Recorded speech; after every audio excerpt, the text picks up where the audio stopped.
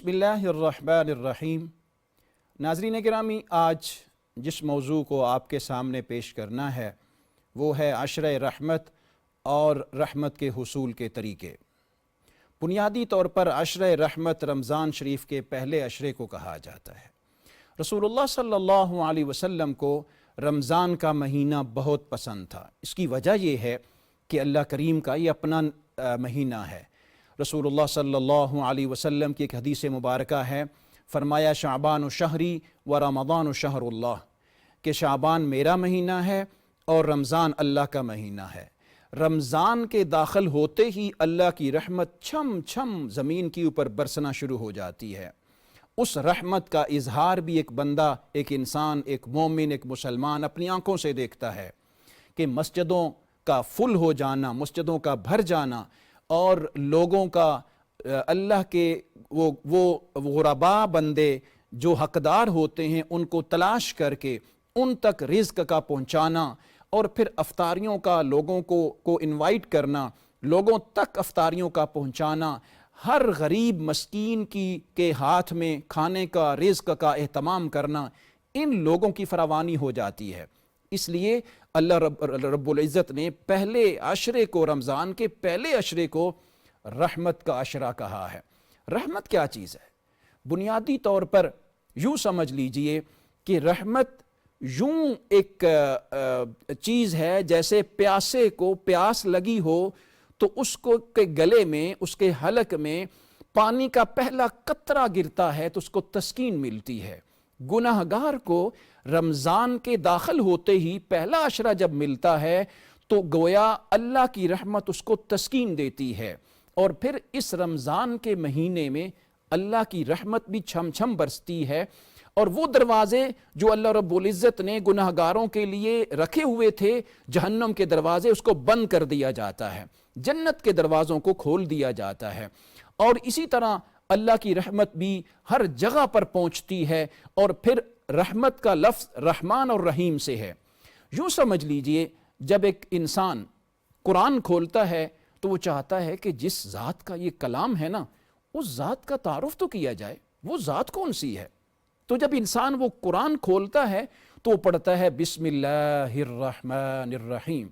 उसको उस ज़ात का तारुफ करवाने के लिए चंद कलिमात हैं जो बिस्मिल्लाह की सूरत में उसकी ज़ुबान पे चलते हैं।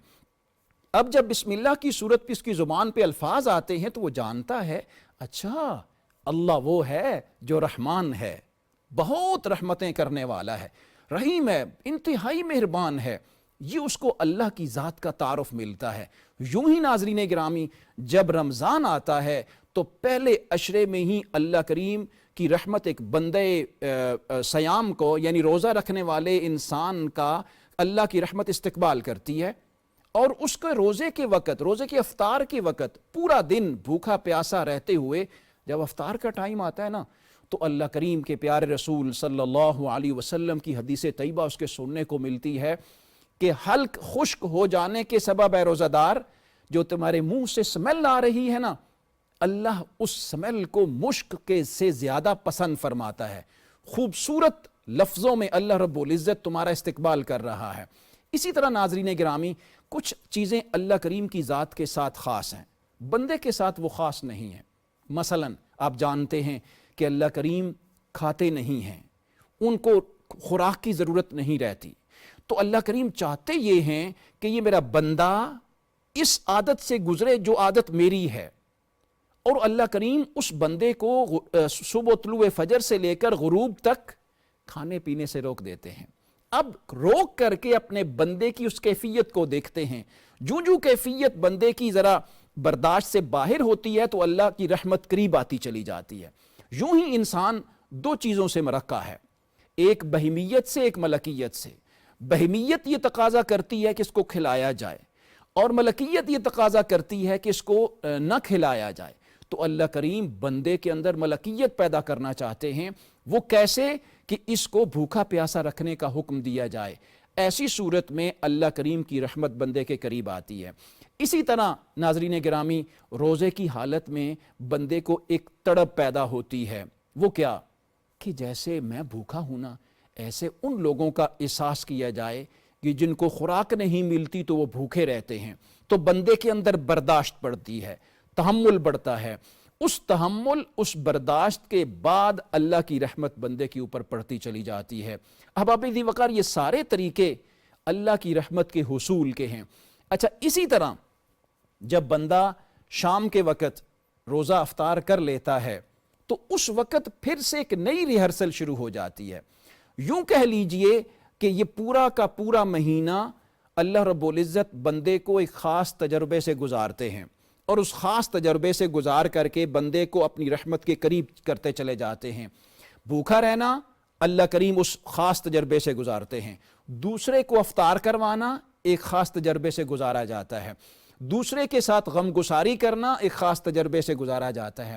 اچھا، پھر جب غروب آفتاب کے وقت انسان افطار کر لیتا ہے اور پھر محافل میں بیٹھ کے افطار کرتا ہے، افطار کا بھی ایک اپنا ایک لذت آتی ہے، روحانی طور پہ انسان کو اس ریہرسل سے گزارا جاتا ہے کہ پورا دسترخوان افطار کے وقت سجا ہوتا ہے، طرح طرح کے کھانے دسترخوان پہ ہوتے ہیں، لیکن انسان ہاتھ آگے نہیں بڑھاتا جب تک کہ اس کے کانوں میں اللہ کی کبریائی کی آواز نہیں پڑتی، اجازت نہیں ملتی، تو اس وقت اپنے دسترخوان پر پڑی ہوئی چیز سے پر ہاتھ اٹھاتا ہے، اس لیے کہ اللہ نے اجازت دے دی۔